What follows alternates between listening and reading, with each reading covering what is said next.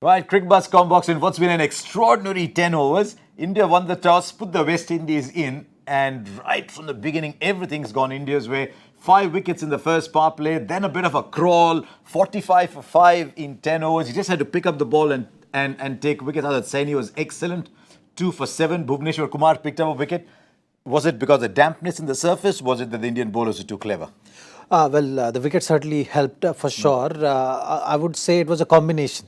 It was combination of some over-aggressive batting from West Indies side, also not really playing according to the conditions. So and just kind of being stuck with the format. Even though it's a shorter format, you still got to build an innings. I think that's something which was missing. Indian bowlers, all of them have been very impressive, and we did speak about that first 5-6 overs. That's a long period in a short game, and that's something which we've seen. So now too much work left for Pollard and Brathwaite to do. Makes a very valid point. Someone like Nicholas Pooran, just look down the Cricbuzz app, 20 of 16 balls. He did Saini for a brilliant straight 6, and then boom, one up again. And that's been one of the issues with Hetmeyer. There's been an issue with Nicholas Pooran. They play only one gear.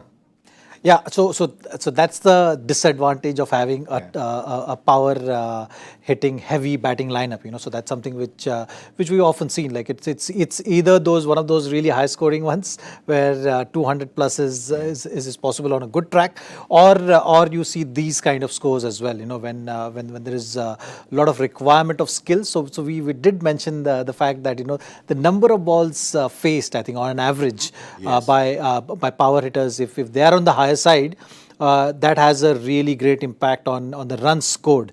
So that on these kind of tracks, that number of deliveries faced by these power hitters are going to be on the lower side, and that is going to have the kind of effect which we've seen so far. But let's look down the Indian bowling. The India have used 6 bowlers. Washington Sundar, 1 expensive over, really. Apart from that, look at the economy rates. I mean, Krunal Pandya 6, one of those was an edge that went for 4. Those economy rates as a bowler you dream about. And now from the West Indies point of view, I'm just looking at that. You've got Pollard, 10 of 21, is batting at 4. Brathwaite, 4 of 11. And there's Sunil Narayan and Kemo Paul to come. So these two have now got to bat till the 15th, 16th over. They can't take a chance. Absolutely, and that's something which we've always seen. If you have too many wickets fallen, then you're always behind the game. So even the good balls you cannot really punish because you are under pressure and you just have to consolidate, and that's something which will be the case. So yeah, all is going to be dependent on this batting pair to see the West Indies through and get to that total, which is going to be decent on this track, and they have to get minimum 150. I think the wicket has looked that it will get better as the game goes on, and will be a good wicket to bat on in the second innings once that moisture is gone. So right now we are seeing some cutters also getting some help for the bowlers. It's purely because of the dampness in the wicket. So the ball is gripping.